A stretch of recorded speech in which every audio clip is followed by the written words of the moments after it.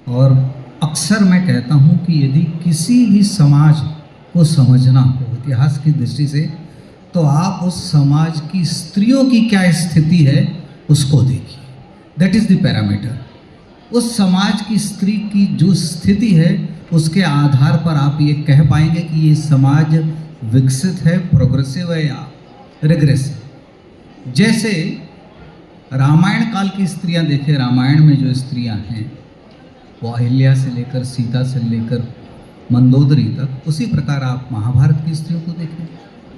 किसी भी काल की स्त्रियों ने जिस प्रकार के निर्णय किए, तो ये तो मेरे कॉलेज के दिन थे और मेरी मजबूरियां थी, लेकिन मैं इस बात को बिल्कुल मानता हूँ कि आईना कह सकते हैं स्त्री को, जिस तरह से वो सोचती है। तो अब जो लिखता हूँ उसमें स्त्रियां प्रमुख होती हैं, लेकिन सिनेमा की दूसरी मजबूरी है कि स्त्री प्रमुख पात्र वाली कोई भूमिका हो। सर, तब विवाह भी तो नहीं हुआ था आपका? हाँ, तब विवाह भी तो नहीं हुआ था? नहीं, विवाह नहीं हुआ तो बहुत लेट किया था मैं, तो करने के भी नहीं सोच रहा था। आप तो आप छोड़ ही नहीं सकते। नहीं, बिल्कुल नहीं जी। सिर्फ एक वाक्य, किसी देश की स्थिति अगर जाननी हो तो सबसे पहले उस देश की महिलाओं को देखो, उनकी स्थिति को। जी सर, एक से क्या बात है दी। समग्रता में मैं चाहूँगा श्रीलाल शुक्ल पर एक कुछ वाक्य आप कहें। मेरा सिर्फ ये कहना है, जो व्यंग्यकार हैं या व्यंग्य को समझ रखते हैं, और जो मैंने श्रीलाल जी से सीखा कि व्यंग्य व्यक्ति पे कभी ना हो, प्रवृत्ति पे हो। व्यक्ति पर किया गया व्यंग्य अपशब्द है, गाली है, वो गाली के रूप में परिणत होता है। प्रवृत्ति पे जो व्यंग्य हो। दूसरी बात यह है कि रचना की मांग क्या है आपकी, वो आपकी विधा तय करती है, वही आपके कथ्य को तय करती है। आप सोच के अगर बैठेंगे कि भैया ये मुझे करना है, रचना की मांग जो है निरंतर, इसीलिए श्रीलाल जी एक फ्रेम में कभी नहीं बंधे। रचना की मांग अगर राग दरबारी में नारी स्वर की नहीं थी तो नहीं है, मकान में अगर आप देखें तो वो करुणा जो है आपको उसमें दिखाई देगी। तो ये मैंने उनसे ये सीखा है और उसी को मैंने अपने आगे रखा है। और अगर अपने समय का ही नहीं, बाद के समय का भी यथार्थ आपको समझना है तो श्रीलाल जी को पढ़ा जाए। और मुझे बहुत अच्छा लगा उनका जब 2007 में संस्करण फिर आया था और उसमें जो उन्होंने लिखा उसी को कोट करके मैं अपनी बात कह रहा हूँ कि वो ये कहते हैं कि 2007 में उन्होंने राग दरबारी की प्रस्तावना में लिखा था कि पर जैसे जैसे उच्च स्तरीय वर्ग में गबन, धोखाधड़ी, भ्रष्टाचार और वंशवाद अपनी जड़ें मजबूत करता जाता है, वैसे वैसे आज से 40 वर्ष पहले का ये उपन्यास और ज़्यादा प्रामाणिक और प्रासंगिक होता जाता है। तो उनका कहना ये था कि ये और प्रासंगिक, और आज इसीलिए हम उस समय के राग दरबारी के बजाय आज के समय जब पढ़ते हैं तो हमें ज़्यादा प्रसंगिक, ज़्यादा पसंद। सर 2 मिनट है। मित्रों, बहस जहाँ पहुँच गई है वहाँ से 2 घंटे की क्लास की ज़रूरत है। सही बात। लेकिन मेरी 2 बातें इसमें हैं। एक तो ये है कि किसी भी रचना की कसौटी ये नहीं हो सकती कि उसमें स्त्री है या नहीं है। स्त्री की उपस्थिति रचना का मानक नहीं हो सकती। भोला राम का जीव क्या निकृष्ट रचना इसलिए है क्योंकि उसमें स्त्री नहीं है। स्त्री की उपस्थिति पैमाना नहीं हो सकती रचना की। एक दूसरा यह है कि मुझे लगता है कि श्रीलाल शुक्ल का लेखन नदी की तरह है। नदियाँ कभी पुरानी नहीं होती, घाट पुराने होते हैं और टूटते हैं। श्रीलाल शुक्ल का लेखन घाट धर्मी नहीं, बल्कि नदी धर्मी है। और इसलिए मुझे लगता है कि वो कभी वो रचना उनकी रचनाशीलता कभी पुरानी नहीं पड़ेगी। जब भी समय का अंधेरा घिरेगा तो मुझे लगता है कि उस नदी के पानी में हमारे समय की काली परछाइयाँ दिखाई पड़ेंगी। ये एक रचनाकार के अमरत्व के लिए पर्याप्त है। बहुत बहुत धन्यवाद। और वाकई में इस बात से पर्याप्त सहमति कि रचना की कसौटी स्त्री की उपस्थिति नहीं हो सकती, लेकिन ये ज़रूर हो सकती है कि स्त्री की उपस्थिति किस तरह से हुई उस पर ज़रूर बहस की जानी चाहिए। और ये हिंदी साहित्य में बेहद ज़रूरी बहस है। जिस साहित्य की बागडोर पुरुष के हाथ में हो, जिस साहित्य की बागडोर सवर्णों के हाथ में, वहाँ पर हाशिए के समाज की बात की जानी चाहिए। और मुझे लगता है हो रही है। ये बेहद ज़रूरी बहस है। और अगर इसमें 2 घंटे की कक्षा की ज़रूरत सर है तो मुझे लगता है कि वो 2 घंटे की कक्षा कभी ना कभी होनी ज़रूर चाहिए, क्योंकि वो बहुत ज़रूरी बहस है। बहुत बहुत धन्यवाद आप चारों का। साथियों, कुमुद शर्मा जी हमारे साथ थी, जोरदार तालियों के साथ एक बार उनका धन्यवाद। डॉक्टर चंद्रप्रकाश द्विवेदी जी हमारे साथ थे, एक बार उनका बहुत बहुत धन्यवाद। प्रोफेसर रामेश्वर राय हमारे साथ थे, इनका धन्यवाद। प्रेम जन्मेर जी का धन्यवाद। और भारत लिटरेचर फेस्टिवल जिन्होंने ये विषय रखा। गाली नहीं देता, स्त्री की नकारात्मक छवि उन अर्थों में प्रस्तुत नहीं करता है जैसा हम सोचते हैं। यानी तुम्हारे सवाल में ये सवाल अंतर्ध्वनित है कि एक व्यंग्यकार स्त्री की उपेक्षा ही नहीं करता बल्कि स्त्री को अपमानित करता है। मुझे ऐसा दिखाई नहीं देता। व्यंग्यकार स्त्री को अपमानित नहीं करता, एक सीमा तक कह सकते हैं कि उपेक्षित करता है। और ये उपेक्षा हो जाती है क्योंकि जब भी आप व्यवस्था के मोर्चे पर जाएंगे तो जाहिर है कि आपको दूसरे तरह की भाषा, दूसरे तरह के विषय चुनने पड़ेंगे। वही रचनाकार जब समाज के स्तर पर उतरेगा तब उसका मसला बदल जाएगा। इसलिए हम जानते हैं कि यात्राएं विमानों से होती हैं और यात्राएं टैक्सी से और रेलगाड़ियों से होती। रेलगाड़ियों और कारों और बसों का जो ट्रैफिक सिस्टम है वो विमान पर लागू नहीं होता। व्यंग्यकार का एरिया विमान धर्मी है। और आप सवाल उठा रहे हैं कि रेड लाइट हुई पड़ी है, विमान गुजर क्यों रहा है? इसे तो रुकना चाहिए क्योंकि वो आसमान में है। व्यंग्य संबोधित कर रहा है व्यवस्था को। हम सवाल उठा रहे हैं कि स्त्री क्यों नहीं है। स्त्री आएगी अगर वो समाज के ढांचे पर, समाज की समस्याओं पर। सवाल मैं प्रेम जी के पास आ रहा हूँ क्योंकि आप खुद व्यंग्यकार हैं, आपने तमाम व्यंग्य लिखे हैं। सवाल मैंने उपेक्षा से अधिक उसकी उपस्थिति किस तरह से हुई है इस पर उठाया। मैंने आपको उदाहरण पढ़कर भी दिखाया। आपको ज़रूरत नहीं थी पुल्लिंगवती वैश्या कहने की, आपको ज़रूरत नहीं थी यहाँ पर सड़क को दिखाने की इस तरह से कि कूल्हे बख्श और टकने जान की तरह सड़क गुजर रही है। इसका क्या अर्थ है? एक मिनट, मैं केवल ये कहना चाहता हूँ, अंजुम के सवालों में और अंजुम के वक्तव्य में वैश्य शब्द को लेकर नहीं, वैश्य शब्द को लेकर आपत्ति नहीं। अच्छा, मेरी आपत्ति किस तरह से स्त्री की उपस्थिति है वो आपकी सोच को, आपके सबकॉन्शियस माइंड में स्त्री किस तरह से बैठी है इस तरह से दर्शाता है। अगर मेरे सबकॉन्शियस माइंड में खड़ी हुई स्त्री उस तरह से है जिस तरह से मैं रात को इनकॉग्निटो मोड पर स्त्रियों को देखता हूं तो वो स्त्री मुझे वैसे ही दिखलाई देती। अगर मेरे सबकॉन्शियस माइंड में वो स्त्री मेरी माँ या मेरी बहन की तरह है और सम्मान की नज़र से, तो मैं उसको सम्मान की नज़र से ही देखूंगा। इस सवाल का उत्तर मैं इस तरह से सोचता हूँ। कई बार हमारे सवाल स्केल से खींची गई सीधी रेखा की तरह होते हैं।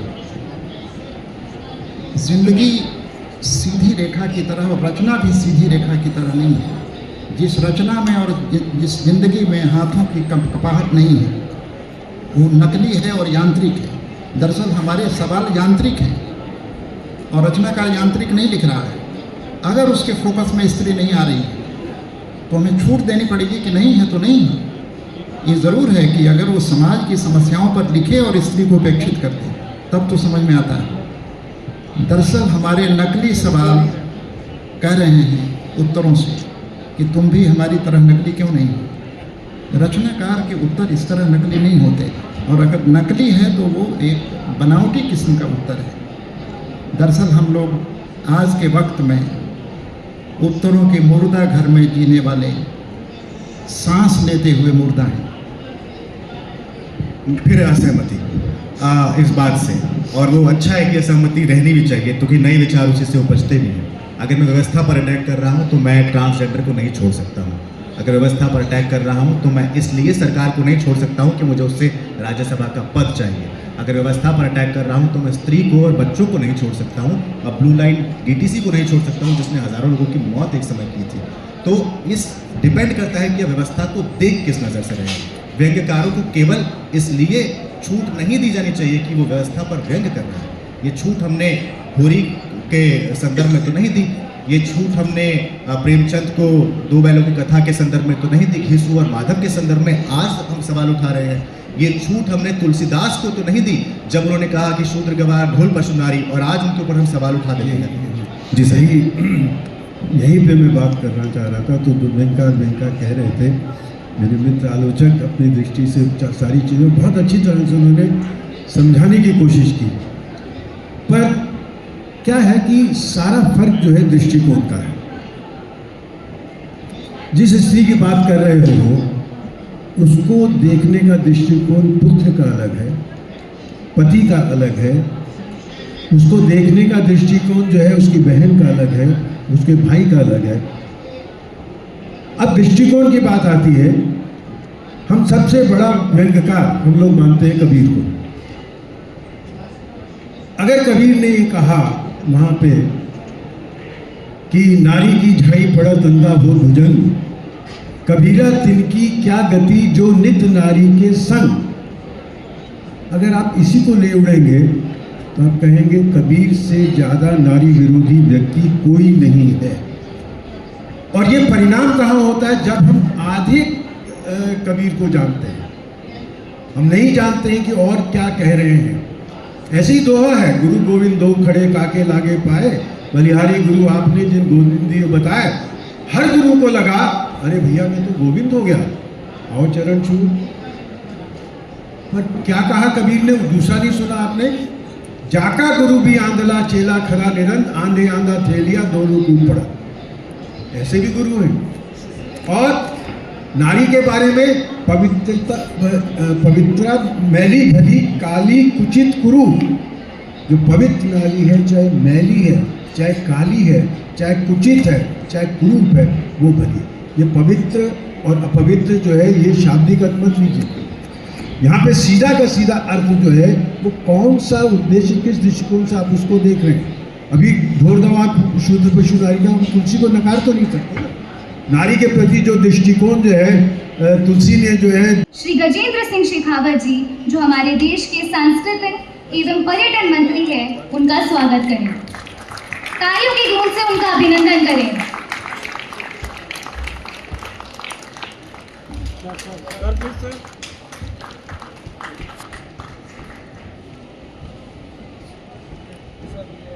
अशोक स्तंभ भारत की अखंडता, न्याय और धर्म के मूल सिद्धांतों का प्रतीक है, जो हमारे अतिथियों के अद्वितीय योगदान और प्रेरणादायक यात्रा का सम्मान करता है।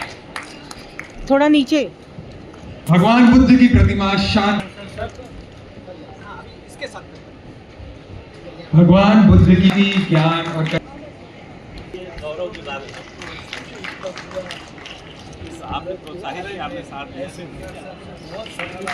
नामचीन फिल्म निर्देशक थे, और साथ साथ आपने चाणक्य में जो एक्टिंग की उसको बचपन में हम लोग दूरदर्शन पर देख के बड़े हुए थे। मैं आपसे मुंबई पहुंचने के एक सप्ताह के भीतर ही आपके मलाड स्थित घर पे मैं गया था मालूमी। रत्ती भर भी वहाँ से लेके यहाँ तक के सफ़र में कभी अंतर नहीं देखा।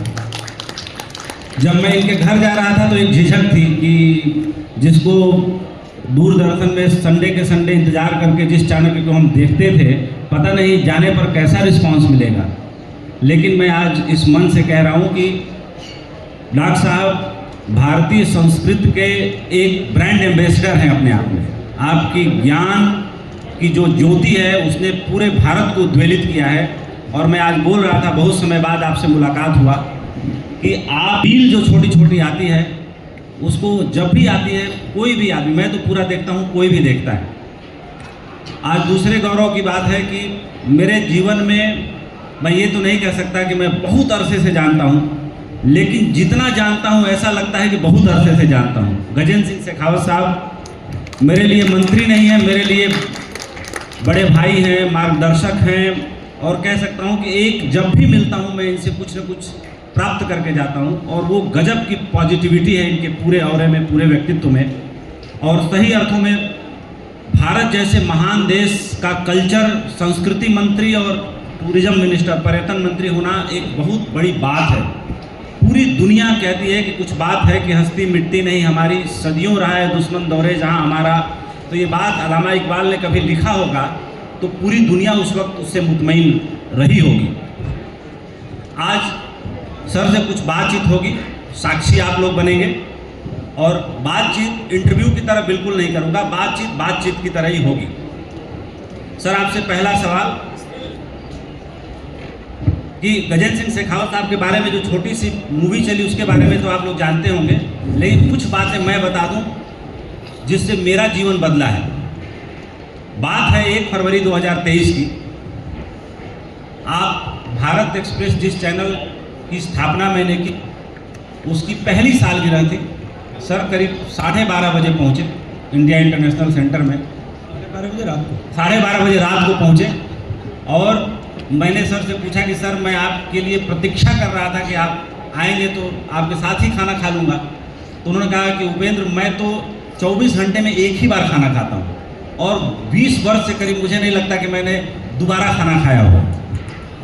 तो और मैंने कहा कि सर ऐसा क्यों करते हैं? तो उन्होंने कहा कि हम जितना खाते हैं मुझे लगता है कि उतना खाने की ज़रूरत नहीं। तो भारत सरकार की कैबिनेट में सबसे फिटेस्ट अगर मिनिस्टर हैं तो ये हैं। ये भारत सरकार की कैबिनेट में इकलौते मिनिस्टर हैं जो स्काई डाइविंग इन्होंने जुलाई में की, और स्काई डाइविंग करने वाले आदमी के फिटनेस का लेवल यहाँ यूथ बैठा हुआ समझ सकता है कि क्या होना चाहिए, क्या पैरामीटर होते होंगे।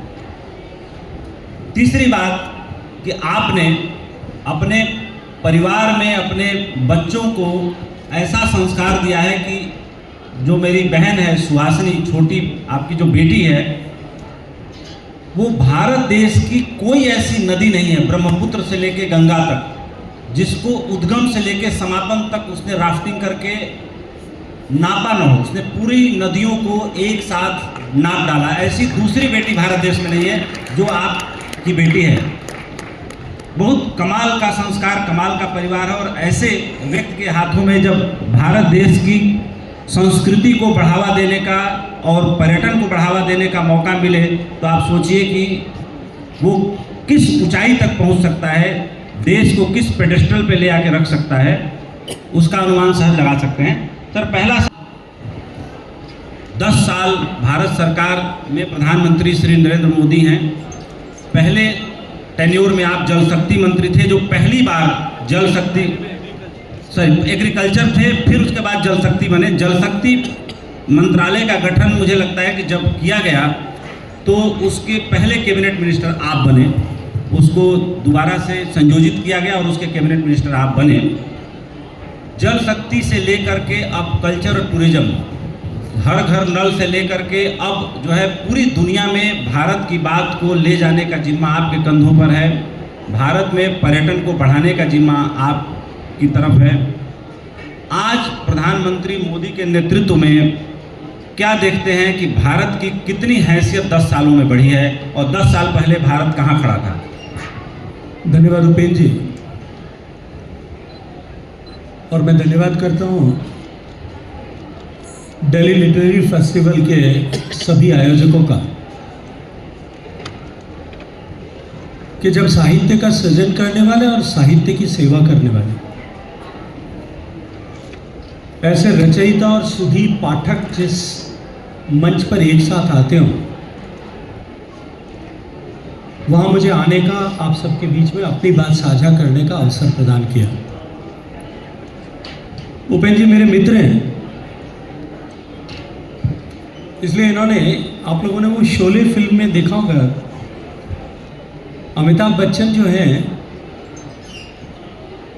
वो धर्मेंद्र के लिए रिश्ता लेकर के जाते मौसी के घर, याद है कि नहीं? आप बच्चों ने किसने देखा है शोले? हाथ पे हाथ खड़ा करके बता दो, मुझे देखा है ना?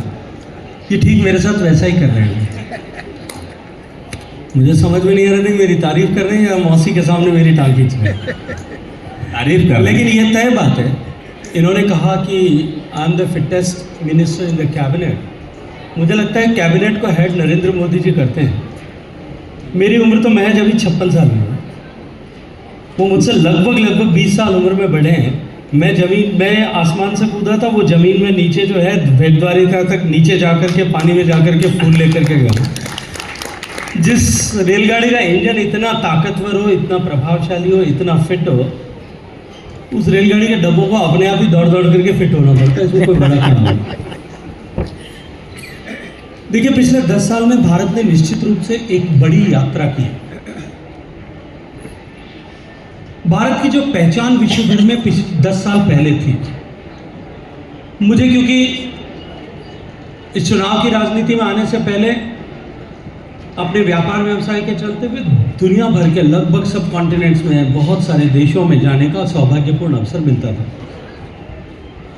परिवार के कुछ लोग विदेश में रहते हैं, उसके चलते हुए उनका अनुभव जानने, सुनने का, समझने का अवसर भी बहुत वर्षों से, कई दशकों से मिलता रहा है।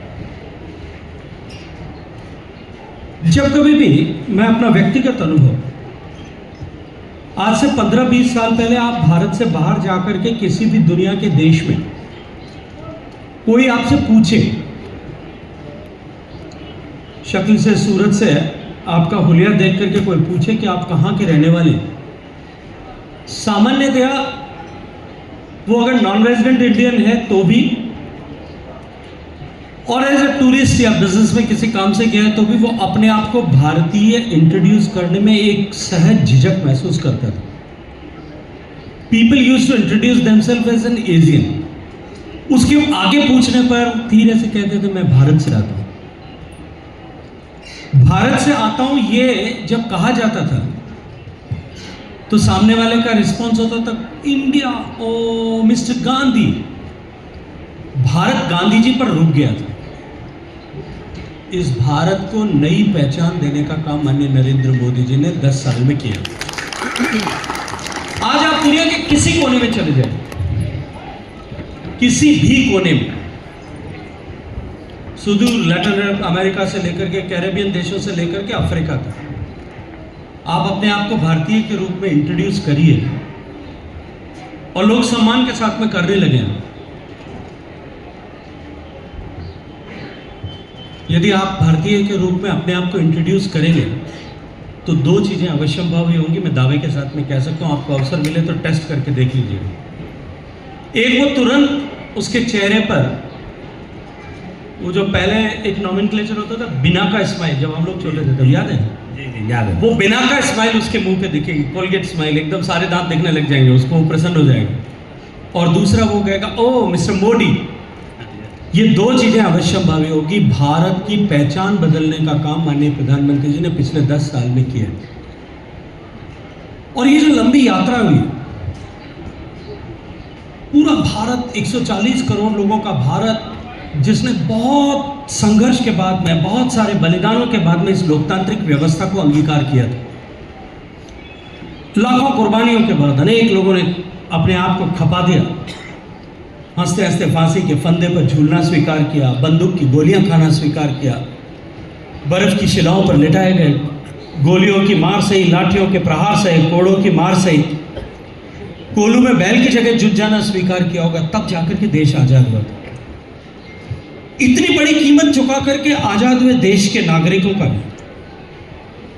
2014 से पहले धीरे धीरे जिस तरह की शासन व्यवस्थाएं भारत में काम कर रही थी और जिस तरह के हालात भारत में उनके चलते हुए बन रहे, भारत के 140 करोड़ लोग, इस असीम ऊर्जा और क्षमता का भारत जो है, इसका सामान्य जनमानस एक घोर निराशा के अंधकार में डूब गया था।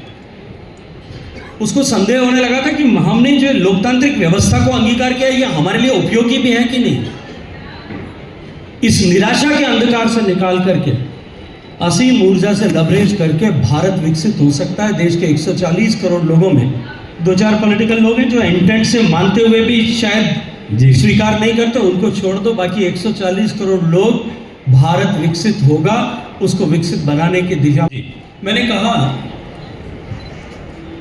महाभारत का युद्ध था और द्विवेदी साहब, महाभारत के युद्ध में कौरव और पांडव की सेनाएं आमने सामने खड़ी थी। युद्ध के प्रारंभ से ठीक पहले अर्जुन के मन में जो है वो संशय का भाव उदित हो। उसने कहा मैं अपने परिजनों पर, अपने गुरुजनों पर किस तरह से हथियार उठा पाऊंगा, उनका वध किस तरह से कर पाऊंगा। भगवान श्री कृष्ण ने गीता का उपदेश दिया। 700 श्लोक का वो संवाद है, जिस 700 श्लोक के संवाद में 18 बार अर्जुन ने फिर भगवान से प्रतिप्रश्न किया, पूछने के, समझने की ओर चेष्टा की। भगवान ने फिर विस्तार से उस विषय को समझाने के लिए और अधिक क्लैरिटी के साथ में उसको समझाने का प्रयास किया। लेकिन 700 श्लोक के संवाद के बाद में भी कृष्ण जैसा गुरु वो भगवान को गीता, जो है अर्जुन को गीता नहीं समझा पाया, यथार्थ जीवन का नहीं समझा पाया। तो भगवान को विराट रूप का दर्शन देना पड़ा, विश्व रूप का दर्शन देना पड़ा। और वो एक निमिष मात्र का दर्शन, हमारी हिंदुस्तान की जो कालगणना है उसमें निमिष सेकंड का भी कई 100वां हिस्सा है। उस निमिष मात्र के दर्शन मात्र से अर्जुन का सारा संताप, संशय सब समाप्त हो गया। मैं फिर जिम्मेदारी के साथ में कहता हूँ कि भारत जो इतनी विविधताओं से भरा हुआ है, उसको अगर किसी व्यक्ति को आप 100 किताब, 100 आख्यान, 100 व्याख्यान देकर के पढ़ा करके समझाना चाहो, नहीं समझा सकते। 3 दिन कुंभ में चला जाए, भारत समझ में आ जाएगा। बिल्कुल। अब कुंभ की जो धार्मिक मान्यता है उससे बढ़कर के, आगे बढ़कर के आज कुंभ को, या तो कुंभ का नैरेटिव बन रहा है कुंभ की व्यवस्थाओं के संदर्भ में, या कुंभ का नैरेटिव बन रहा था उसकी भव्यता के संदर्भ में। कुंभ का नैरेटिव थोड़ी देर तक हमारी जैन जी ने, जो है हमारी जो नई पीढ़ी के लोग हैं, इन्होंने स्लिप करके उसको वो माला बेचने वाली मोनालिसा और IIT बाबा तक ट्रांसफर कर दिया था। कुंभ की भव्यता और दिव्यता को कुछ लोगों ने, वहां हुई एक दुर्घटना जिसको लेकर के सबके मन में संताप है, संवेदनाएं हैं, उसको लेकर के गढ़ने का प्रयास किया। मैं ये मानता हूं कि Kumbh is much much much beyond all these things. Kumbh के धार्मिक पक्ष के अतिरिक्त, कुंभ के एस्ट्रोनॉमिकल पक्ष के अतिरिक्त, कुंभ का सांस्कृतिक, सामाजिक और आर्थिक पक्ष ठीक से विश्व के समक्ष जाए, इसके लिए हम सबको काम करने की ज़रूरत है। तब मैंने निर्णय किया कि मैं कुछ आर्टिकल लिखूंगा, कुछ छपे, और मुझे लगता है अगले 20 दिन तक रोज एक आर्टिकल कुछ न कुछ इस विषय में लेकर के छपे। इसके ऊपर मैं अपनी तरफ से एज एन इंडिविजुअल मैं कंट्रीब्यूट कर रहा हूँ। मैं मानता हूँ कि हिंदुस्तान के हर व्यक्ति को इसको कंट्रीब्यूट करना है, उसकी जिम्मेदारी होनी चाहिए। बिल्कुल। एक और छोटी सी बात हो रही है, तो दुनिया की नज़र इस समय एक और कारणों से भारत की तरफ है, वो है जो प्रयागराज में महाकुंभ हो रहा है। मैंने सोशल मीडिया पर देखा भी था, उसे शेयर भी किया था। आप वहाँ कई बार हो आए गए, एक छोटा सा हादसा भी हुआ वहाँ पर, लेकिन कहा जाता है कि जो भारत का जो कल्चरल इम्पैक्ट है पूरी दुनिया पे, कुंभ उसमें सबसे बड़ी कड़ी है। और आपने ये बोला भी था और मुझे पता भी चला कि आपने निश्चय किया है कि जितने दिन बचे हुए हैं रोज़ एक आर्टिकल आप कुंभ की महत्ता को लेकर के, कैसे 3000 सालों से जो कहा जाता है वामपंथियों के द्वारा कि भारत इन खेमों में बटा था, उन खेमों में बटा था, ऐसे बटा था, वैसे बटा था, लेकिन कुंभ एक ऐसा फेस्टिवल था जिसमें सब जाति धर्म के लोग एक जगह आके त्रिवेणी में, संगम में डुबकी लगाते थे। और इसका इतिहास 3000 साल का तो निश्चित रूप से है, 3200 साल का। तो इसके जरिए भारत के सामने एक बहुत बड़ा मौका है कि पूरी दुनिया के फलक पे अपने सांस्कृतिक विरासत को नए सिरे से परिभाषित करे रखे। मुझे इस बार ऐसा लगा कि योजना को लेकर के, व्यवस्था को लेकर के बहुत चर्चाएं हुई, लेकिन इसके सांस्कृतिक महत्व को लेकर के थोड़ी उतनी मार्केटिंग दुनिया में जैसे होनी चाहिए, या जो संदेश जाना चाहिए, वो शायद अभी तक संदेश उस लेवल पे नहीं जा पा रहा है या नहीं गया है। देखिए, निश्चित रूप से कुंभ भारत के लिए अत्यंत महत्वपूर्ण है। और जैसा आपने कहा, कुंभ उन सब लोगों की प्रदूषित मानसिकता के गाल पर एक करारा तमाचा है, जिन्होंने नियोजित रूप से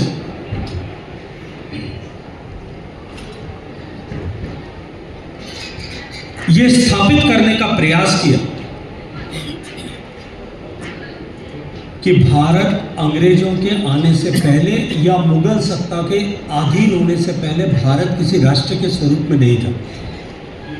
वो विभिन्न छोटे छोटे साम्राज्यों में बटा हुआ, जहां अलग अलग तरह की शासन व्यवस्थाएं थी, अलग अलग तरह के विधान थे, निशान थे, प्रधान थे, उन सब में विभक्त था। जो कल्चरल डाइवर्सिटी है, जो ज्योग्राफिकल डाइवर्सिटी है हमारी, जो क्राफ्ट क्यूजीन की डाइवर्सिटी है, वो उनके इस बात को एक बल प्रदान करती थी, सपोर्ट करती थी। लेकिन कुंभ उन सब लोगों को एक जवाब है। और जैसा उपेंद्र जी ने अभी कहा, 3200 साल का तो लिखित इतिहास है। और उससे पहले, क्योंकि अभी बहुत सारी लैंग्वेजेस डिसफर होना बाकी है, जो भारत के सभ्यताओं के विकास और उसकी यात्रा को आने वाले समय में निश्चित रूप से लोगों को बीच में लेकर के जाएगी, जिसके लिए हम सब लोग प्रयासरत हैं। अभी बजट में माननीय प्रधानमंत्री जी ने मिशन मैन्यूस्क्रिप्ट जो है वो घोषित किया है। जब हम देश की करोड़ों पांडुलिपियों को एक साथ डिजिटाइज करेंगे और इस टेक्नोलॉजी की प्रोग्रेस के साथ में, ताकत के साथ में, आर्टिफिशियल इंजन की जो आर्टिफिशियल इंटेलिजेंस की इस क्षमता के साथ में उनको डिसाइफर करने के लिए प्रयास करेंगे। देखिए, कुंभ भारत को एकता के सूत्र में निबद्ध करने वाले अनेक कारकों में से एक कारक है। जो 45 करोड़ लोग 45 दिन में आ रहे हैं, कोई किसी से ये नहीं पूछता कि आप शैव हैं या वैष्णव मतावलंबी। कोई किसी से नहीं पूछता कि आपकी पूजा पद्धति क्या है। कोई किसी से नहीं पूछता कि आप किस क्षेत्र से आए, आपकी सामाजिक पृष्ठभूमि क्या है। देश के हर कोने से आया हुआ, समाज के हर वर्ग संवर्ग से आया हुआ व्यक्ति एक साथ खड़ा होकर के उस संगम में डुबकी लगाता है। वहां भारत जो है उसकी असलियत दुनिया के सामने आती है। लेकिन जिस तरह से भारत का परिदृश्य बदला, किसी ने मुझे एक दिन प्रश्न किया, उपेंद्र जी, उसने कहा कि कुंभ अब की बार इतना बड़ा क्यों हो गया। पहले तो कुंभ इतना हर 12 साल में पूर्ण कुंभ होता है, उससे पहले भी जो है हर 3 साल में कहीं ना कहीं कुंभ का आयोजन होता है, सिंहस्थ होता है उज्जैन में, नासिक में।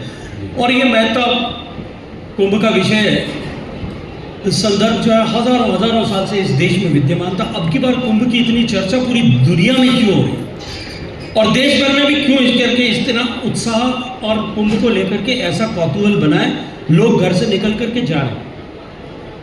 जिन लोगों का आस्था से लेकर के कुंभ की जो धार्मिक मान्यताएं हैं, कुंभ की जो एस्ट्रोनॉमिकल मान्यताएं, उनसे शायद कोई लेना देना नहीं होगा, लेकिन फिर भी जा रहे हैं। बिल्कुल। तो ऐसा क्यों है? तो मैंने 2 चीज़ उस पर कही।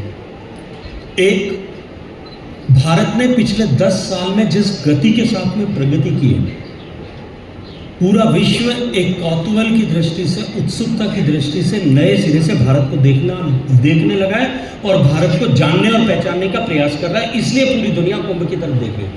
और दूसरा, भारत के सामान्य मानवी ने पिछले 10 साल में जिस तरह से अपनी विरासत पर प्रधानमंत्री की प्रेरणा से, उनके सदाशयता पूर्वक किए गए निरंतर प्रयासों के चलते हुए भारत के लोगों ने जिस तरह से अपनी विरासत को सम्मान देना प्रारंभ किया, उसके कारण से कुंभ को जो है ये ज़्यादा जो आज रिस्पांस मिल रहा है, वो रिस्पांस मिल रहा है। और मैं ये मानता हूँ कि ये एक ऐसा अवसर था जिसे हम भारत की एकता को, भारत की सांस्कृतिक विविधता को एक साथ दर्शित कर सकते थे। मैंने कहा अभी एक दिन आपने जो आर्टिकल लिखना शुरू किया है, आश्चर्य की भी बात बताता हूँ कि हमारी जो संस्था है दूरदर्शन प्रसार भारती, उसने मुझे सिर्फ 10 दिन पहले कहा कि कुंभ पर काम करना है और 10 दिन के बाद उसको टेलीकास्ट करना है। जिस कुंभ का इतिहास हजारों दूरदर्शन वाले आपकी क्षमता जानते थे, इसलिए कोई खास बात नहीं। पर इसलिए मैंने अध्ययन किया और शायद थोड़े दिनों में आप उस पर 30 प्रकरण देखेंगे। और इसलिए मैं शेखावत जी से लड़ रहा था कि काश मुझे 2-3 वर्ष और दे दिए होते तो हम लोग अमृत ढूंढ कर ले आते। लेकिन खैर जैसा भी है, हम लोग के प्रयत्न जारी हैं। तो माननीय प्रधानमंत्री जी ने जब कोविड की आपदा आई थी, तब हमने कहा था कि आपदा में अवसर को तलाश करना चाहिए। देखिए, कुंभ को हम अंत के रूप में न लें, कुंभ प्रारंभ के रूप में। ये एक अवसर है और कुंभ को इस महाकुंभ से लेकर के आगामी अर्ध कुंभ तक 2027 में जब हम सिंहस्थ के समय तक पहुंचेंगे, let us take it as an opportunity कि हम अगले 3 साल में, मैं आपको 3 महीने की बात कर रहा हूँ, मैं आपको 3 साल का समय देता हूँ, अगले 3 साल तक हम कुंभ को विश्व के पटल पर ले जाएं, इस लक्ष्य के साथ हमको काम करना है। क्योंकि स्वीकार्यता बढ़ी है और स्वीकार्यता बनी हुई है। इस बनी और बढ़ी हुई स्वीकार्यता का जो है हम इसके फल को हम उतार पाएँ, दुनिया के देश के लिए हम हार्वेस्ट कर पाएँ, इसके लिए हमको काम करना है। की यदि बातचीत हुई तो उत्तर प्रदेश के माननीय मुख्यमंत्री योगी आदित्यनाथ जी का जरूर उनकी सराहना होनी चाहिए कि किसी भी देश में जब ओलंपिक होता है तो मैक्सिमम जो संख्या होती है करीब 1 करोड़ से 2 करोड़ के बीच, 1.25 करोड़ 1.5 करोड़, इससे ज़्यादा लोग नहीं आते।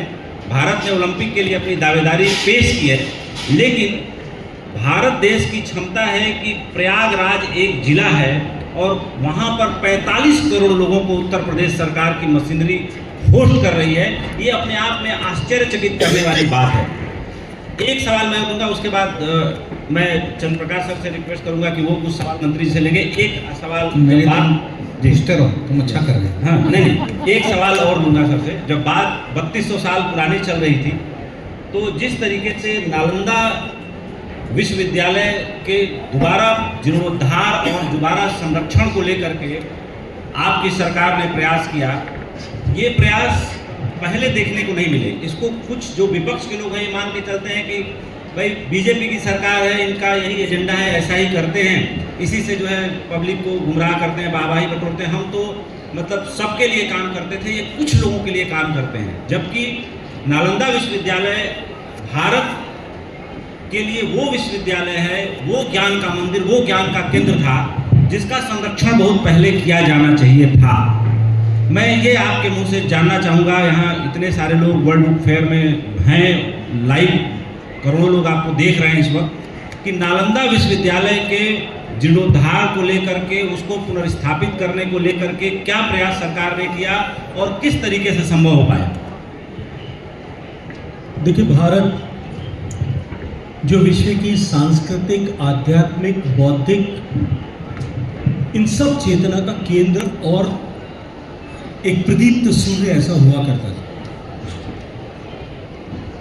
भारत की इस हजारों साल की यात्रा में जब भारत दुनिया की अर्थव्यवस्था का केंद्र था, ज्ञान और विज्ञान का केंद्र था, स्थापत्य का केंद्र था, कला का केंद्र था, इस पूरी यात्रा में भारत का सबसे काला अध्याय, जहाँ से एक टर्निंग पॉइंट अगर भारत की इस यात्रा में कोई था तो वो नालंदा विश्वविद्यालय को जब जाके लाइब्रेरी को, नालंदा विश्वविद्यालय को तोड़ करके जब नालंदा विश्वविद्यालय की लाइब्रेरी को जलाया गया, वो था। और जब उसको जलाया गया उसके बाद मैं मानता हूं कि आज़ादी के बाद में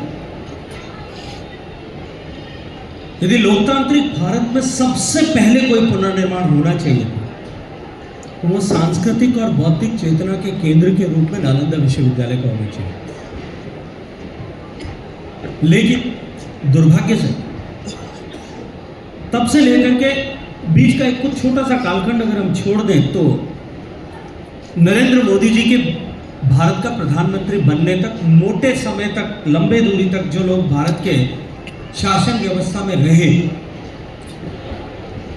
वो लोग अपने आप को भारतीय होने पर गर्व नहीं करने वाले लोग थे। न उनके मस्तिष्क में भारत के लिए कोई गर्व का बोध था, न उनके हृदय में कोई भारत के लिए पवित्र भाव था। इसलिए उन्होंने भारत को हमेशा एक करुणा की दृष्टि से, दया की दृष्टि से, एक लाचार गरीब की तरफ जिस तरह से देखते हैं उस दृष्टि से देखा। भारत के देश सम्मान की दृष्टि से देखने वाले और भारत की विरासत पर गर्व करने वाले लोगों के पास में जब कलम की ताकत आई और देश की जनता ने दी, तब आज ये भारत के सांस्कृतिक पुनरुत्थान का समय आया। It's an era of cultural renaissance in India. Bharat के सांस्कृतिक नवजागरण का दौर आया और मैं मानता हूँ कि उसको शुरुआत का सबसे सटीक जगह अगर कोई है तो वो नालंदा विश्वविद्यालय। जिस तरह से माननीय प्रधानमंत्री जी के नेतृत्व में नालंदा नव अध्ययन का चेतना केंद्र बने, नालंदा जिसने जो भारत की नहीं दुनिया की ज्ञान की राजधानी थी वो वापस उस रूप में प्रतिस्थापित हो, उसके लिए प्रयास जो माननीय प्रधानमंत्री जी के नेतृत्व में हुए हैं, वो भारत को भारत बनाने की दिशा में और विश्व गुरु भारत बनाने की दिशा में एक बहुत बड़ा जो है लैंडिंग, बहुत बड़ा प्लेटफॉर्म, बहुत बड़ा मील का पत्थर होगा। मैं उसका अभी ठीक से इस्तेमाल ही नहीं हुआ है, हंसते हुए बोला उन्होंने। तो कितना क्विक डिसीजन मेकर है।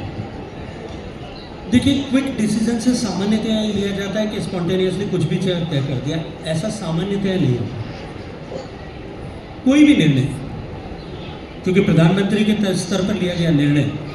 आपने कहा कि प्रधानमंत्री भगवान का रूप होता है, राष्ट्राध्यक्ष भगवान, बिल्कुल निश्चित रूप से सत्य है। द्विवेदी साहब क्योंकि चाणक्य प्रतिमूर्ति अपने सामने बैठे हैं, मैं इसलिए कहता हूँ जो राष्ट्राध्यक्ष है ना वो दंड का अधिकारी है, और हिंदू विधान में दंड देने का अधिकार केवल ईश्वर के पास है। अल्टीमेट जज जो है, जस्टिस का अधिकार उसके पास में, जज साहिबा सामने बैठी है। इसलिए जिसके पास में दंड देने का अधिकार है ना, वो ईश्वर का प्रतिनिधि है। इसलिए हमारे ऋषियों मनीषियों ने कल्पना की थी। लेकिन जो व्यक्ति उस रिस्पॉन्सिबल चेयर पर बैठा है, उसका कहा गया हर एक व्यक्त और शब्द और उसका किया गया हर एक निर्णय भारत के 140 करोड़ लोगों को तो प्रभावित करता है। ये आज भारत उस क्षमता पर आकर के खड़ा हो गया है कि वो दुनिया को प्रभावित करता है, क्योंकि दुनिया का कोई प्लेटफॉर्म ऐसा नहीं है जिसमें भारत का और भारत से निकली हुई बात को इग्नोर करके आज कोई निर्णय हो सके। इसलिए वो निर्णय क्विक होते होंगे, स्विफ्ट होते होंगे, लेकिन वो वेल रिसर्च और वेल थॉट ऑफ होते। ऐसा उन्होंने इस परिप्रेक्ष्य में कहा। मैं नहीं जानता उनका संदर्भ क्या था, किस संदर्भ में उन्होंने कहा था, आप किस संदर्भ की बात कर रहे हैं, लेकिन जो पॉलिसी पैरालिसिस इस हिंदुस्तान में था वर्षों तक, निर्णय होते नहीं थे, लटकाए जाते थे, अटकाए जाते थे, क्योंकि प्राथमिकता जो है हर एक निर्णय के पीछे परिप्रेक्ष्य में चुनाव जीतना और कुर्सी पर बने रहना होती थी। जिस व्यक्ति को कुर्सी से मोह नहीं था, उसको निर्णय लेने के लिए अब रिस्क दिखती नहीं है, उसको रिस्क छोटी लगती है। इसलिए वो राष्ट्र के परिप्रेक्ष्य में बिना पॉलिसी पैरालिसिस के, बिना किसी विलंब के राष्ट्र के हित में निर्णय ले सकते हैं। एक उदाहरण, उत्तर प्रदेश का चुनाव वो सामने खड़ा था, जो देश का सबसे महत्वपूर्ण विधानसभा का चुनाव होता है। तब साहस के साथ में डिमोनेटाइजेशन अगर कोई कर सकता था भारत के भले के लिए, तो वो नरेंद्र मोदी कर सकता था। एक उदाहरण इस बात के लिए बहुत है, और उनका नाम था पॉल ब्रेंटन। आपको अभी वो किताब किंडल पे मिल जाएगी, अमेज़ॉन पे भी मिल जाएगी, अभी रीप्रिंट कर ली। पॉल ब्रेंटन जो है 1908 और 10 के बीच में, तब भारत और भारत के आध्यात्म को जानने वाले लोग बहुत दुनिया में कम थे। उस समय में पॉल ब्रेंटन कैफेटेरिया में कहीं बैठे थे और कुछ बंगाली लोगों का संवाद उन्होंने सुना, और उसको लेकर के उनके मन में भारत को जानने की उत्कंठा पैदा हुई। वो भारत आए और with the mindset of rejection he himself wrote कि मैं जो सोच करके आया हूं, जो सुन करके आया हूं, उसको रिजेक्ट करना है मुझे, इसलिए भारत में आया। 1910 से लेकर के 1930 तक वो भारत में रहे, और पॉल ब्रेंटन ने भारत में आध्यात्म की खोज के लिए तिरुचिरापल्ली से लेकर के हिमालय में 20 साल बिताए। वो लिखते हैं, मैं घोड़ों पे, खच्चर पे, ऊंट पे, गाड़ी पे, भूखा प्यासा घूमता रहा, क्योंकि मुझे नित्य नए साक्षात्कार भारत के होते रहे। और उन्होंने किताब लिखी, गुप्त भारत की खोज में, in search of secret India, जिसका हिंदी ट्रांसलेशन गुप्त भारत की खोज में है। आज तो पॉल ब्रेंटन की जो फिलॉसफी है, उसका जो दो शोध और दर्शन, उसने जो भारत से सीखा है, जाना है, उसको लेकर के पूरा एक ऑर्गेनाइजेशन काम करता है। वो पुस्तक मैंने 10th क्लास में पढ़ी थी, और उसके बाद में मैंने चित शक्ति विलास पढ़ा, बहुत सारी किताबें पढ़ी, बहुत सारे योगियों के साथ रहने का सौभाग्य मिला। इसलिए मैं ईमानदारी से कन्फेस करता हूँ कि मैं पहले आध्यात्मिक पुस्तक पढ़ करके पढ़ूँ। बड़ा कर रहे हैं, मैं छोटे से मंच से शुरुआत की है, जहाँ कवि और साहित्य को मैं मंच देती हूँ। मेरी खुशनसीबी है, मुझे आज पता नहीं था आप आ रहे हैं, और मैं बहुत बड़ी फैन हूँ सर आपकी, तो इसे खुशनसीबी। तो सवाल ये है कि अगर आपको आज स्वतंत्रता दी जाए समय की, इतनी परिपूर्णता के बाद, इंसानियत के तौर पर खड़े उतरने के बाद, राजनीतिक उपलब्धियों के बाद, और एक एक प्रश्न का खरा उत्तर देने के बाद, जैसा मैं अनुभव कर पाती हूँ, इंसानी तौर पर आप मेरे लिए किसी भगवान से कम नहीं है इस समय। मैं बड़ी परिपूर्ण हो गई आज आपके उत्तर सुनकर, बड़ी प्रभावित हुई। तो सवाल ये है कि अगर आज आपको समय की स्वतंत्रता दी जाए और आपके सामने आध्यात्मिक, राजनीतिक और सांस्कृतिक पुस्तकें पढ़ी हों, तो आप इंसानी तौर पर, राजनीति के उस पर तौर पर, इंसानी तौर पर आप पहले कौन सी बुक का चयन करेंगे? आध्यात्मिक पुस्तक। थैंक यू सो मैं मच। जब 10th क्लास में पढ़ता था तब मैंने पहली एक पुस्तक पढ़ी थी, जिसको मैंने अभी कल वापस पढ़ के पूरा किया। यह सामान्य मानवी जो है ना, वो चींटी से लेकर के हाथी सबको भोजन खिलाने की कोशिश करता है। तो भारत की आध्यात्मिक गहराई और जो है चेतना इतनी प्रदीप्त है कि हमको एआई से खतरा नहीं है। ये जो उथले हैं ना, उनको एआई से खतरा है। लेकिन ये जिम्मेदारी केवल सरकार की नहीं हो सकती, ये जिम्मेदारी हमको लेनी है। भारत के नागरिक होने के नाते हमको अपने मन में उस गर्व और सम्मान का भाव रखते हुए अपने सांस्कृतिक चेतना को आने वाली पीढ़ी को हस्तांतरित करने के लिए काम करना पड़ेगा। हम केवल अधिकार की बात न करें, हम कर्तव्य की भी बात जिस दिन करना शुरू करेंगे, उस दिन भारत का सांस्कृतिक उत्कर्ष और वैभव अपने आप से खड़ा होगा। धन्यवाद। तो ये कहा गया था कि आपको गणपति की तरह बैठना है, इसलिए गणपति का हम आह्वान करते हैं कि कार्यक्रम ठीक रहे। लेकिन खैर, मैंने सोचा था कि मेरे लिए केक वॉक होगा, लेकिन पता नहीं था कि बहुत बड़े पहलवान से मुकाबला होने वाला है। तो चूंकि शेखावत जी ने बात की, शेखावत जी आपने जो कहा वहीं से मैं थोड़ा आगे बढ़ता हूँ कि हमने आध्यात्मिक कुंभ की बात की, धार्मिक कुंभ की बात की, उसके इतिहास की बात की, लेकिन उसके सांस्कृतिक पक्ष की बात नहीं की। और मैं चूँकि संस्कृति मंत्री हमारे सामने हैं, उनके सामने इस बात को रख रहा हूँ कि अभी तक मैंने ये नहीं सुना किसी भी व्यक्ति को ये बोलते हुए सोशल मीडिया पर कि ये जितने अखाड़े हैं, 14 हैं अखाड़े, ये 14 अखाड़े, इनकी व्यवस्था क्या है, ये व्यवस्था बनी ही क्यों? कुछ लोग कहते हैं कि आदि गुरु शंकर ने उसका प्रारंभ किया, कुछ उनके शिष्य सुरेशाचार्य को देते हैं, लेकिन मैं ये मानता हूँ कि ये हमारी सबसे बड़ी असफलता रही इस कुंभ में कि हमने लोगों को ये नहीं बताया कि आदि गुरु शंकर ने पूरे देश को 4 भागों में बांट रखा था मठों के अनुसार, और हर मठ को एक वेद दिया गया था कि वो उसकी रक्षा करेंगे, उसका प्रसार करेंगे, उसका प्रचार करेंगे। और मामला यहाँ तक नहीं रुका है, हर अखाड़े को एक महावाक्य दिया गया। महावाक्य क्या है? उपनिषदों में 4 महावाक्य कहे जाते हैं। तो जैसे 4 वेद हुए, 4 मठ हुए, 4 महावाक्य हुए। जैसे कि जिनको मेरे बटुक बैठे हैं यहाँ पे कि अहम ब्रह्मास्मि, ये महावाक्य एक क्षेत्र का, उस क्षेत्र के अखाड़ों का हो क्या रहा है, मतलब जो चेतना वैदिक काल से चली आ रही है उस परंपरा को जीवित रखना, उसको प्रसारित करना, नए संदर्भों में बात करना, और कैसे समाज में इन संतों ने, इन सन्यासियों ने, इन उपासकों ने समन्वय किया। उदासीन अखाड़ा जिन्होंने सुना होगा, वो सिखिज्म और हिंदुइज्म जिसको कहते हैं, उसके समन्वय के कारण। तो ये तो मेरी बड़ी भूमिका हो गई। अब मैं शेखावत जी से पूछूंगा कि शेखावत जी, ऐसा क्यों हुआ कि हम लोग, इतने प्रसार के माध्यम हैं, इतने सोशल मीडिया हैं, सरकारें काम कर रही हैं, पर हमने संस्कृति के पक्ष को लोगों के सामने क्यों नहीं रखा? देखिए, निश्चित रूप से आपकी चिंता का मैं आदरणीय द्विवेदी साहब सम्मान करते हुए मैं कहना चाहता हूँ।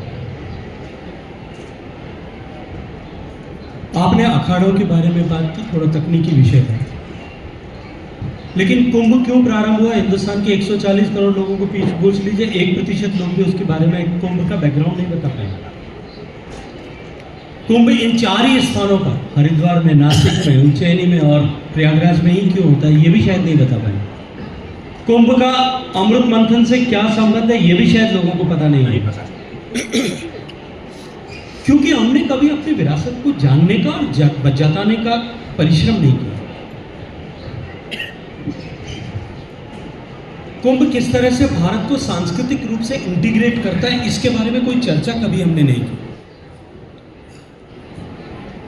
आपने वेदों की चर्चा की, उपनिषदों की चर्चा की, आपने जगत गुरु आदि गुरु शंकराचार्य की चर्चा की। भारत का जो, जैसा मैंने जहां से प्रारंभ किया था कि भारत का जो सांस्कृतिक, सामाजिक और आर्थिक वैभव था, जो भारत की बौद्धिक संपदा थी, उसको जानने पहचानने के लिए दुनिया भर से लोग भारत में आए। एज ए स्टूडेंट भी आए, एज ए ट्रैवलर भी आए। जो लोग आए उन्होंने जाकर के जो समाचार विश्व भर में दिए, जो भारत को जानने आए थे वो भारत को लूटने के लिए आए। और 2000 साल तक भारत को लूटने के लिए और भारत की इस सभ्यता के उत्कर्ष को पत्तलित करने के लिए सुनियोजित रूप से 2000 साल तक भारत में हमले हुए। और हमलों के चलते हुए जब हमारे इस तरह के शिक्षा केंद्रों को नष्ट किया, वो केवल यात्रा, केवल विषय नालंदा तक नहीं था, उसके अतिरिक्त भी, नालंदा तक्षशिला के अतिरिक्त भी हमारी धार्मिक आस्था के सारे केंद्र, क्योंकि हमारी शिक्षा के केंद्र, हमारी सारी संस्कृति के केंद्र हमारे मंदिरों के इर्द गिर्द होते थे। तब 16 बार सोमनाथ का मंदिर तोड़ा गया, हमारे मंदिर सारे तोड़े गए। हमारी ये परंपरा जीवित रहे। कुछ लोग कहते हैं कि वो जो एक कवि ने लिखा है, यूनान, मिस्र, रोमा सब मिट गए जहाँ से, कुछ बात है कि हस्ती मिटती नहीं हमारी। सारा जहान हमारा दुश्मन था और लंबे दौर तक था, तब क्यों नहीं मिटा?